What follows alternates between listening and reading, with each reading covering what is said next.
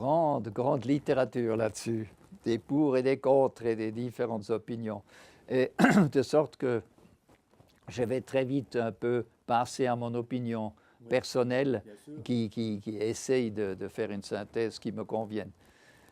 C'est clair qu'une personne qui se sent à risque, parce qu'il y a dans la famille, ou bien elle est maigre, elle sent qu'elle a elle voit qu'elle a une ossature visiblement fine, c'est bien de faire une densitométrie pour voir.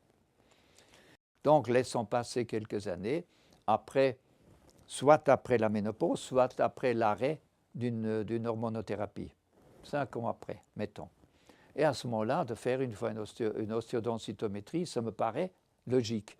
Je vois beaucoup de femmes qui ont fait ça, qui sont venues parce qu'ils étaient effrayés de lire qu'ils ont une ostéopénie, ou qu'ils ont quelque chose.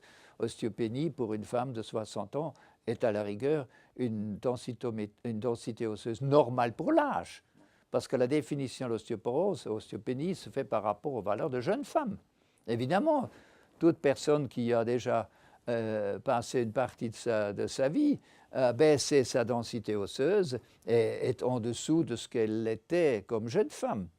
Alors, il ne faut pas forcément chaque fois d'être paniqué. Alors, ça, je propose. Pour un homme, non. Je ne propose pas à tout homme de faire une densitométrie osseuse. Vous savez qu'on propose une colonoscopie à tout homme. On propose qu'il veille une fois sur sa prostate, au moins une fois à l'âge avancé. Qu'est-ce que ça veut dire avancé? 60 ans ou quelque chose comme ça. Mais la densitométrie, non. À moins que, de nouveau, il y a des facteurs de risque autour de lui et il se pose la question. Et évidemment, chaque fois qu'il y a une fracture non expliquée, oui, mais ça, c'est plus un check-up.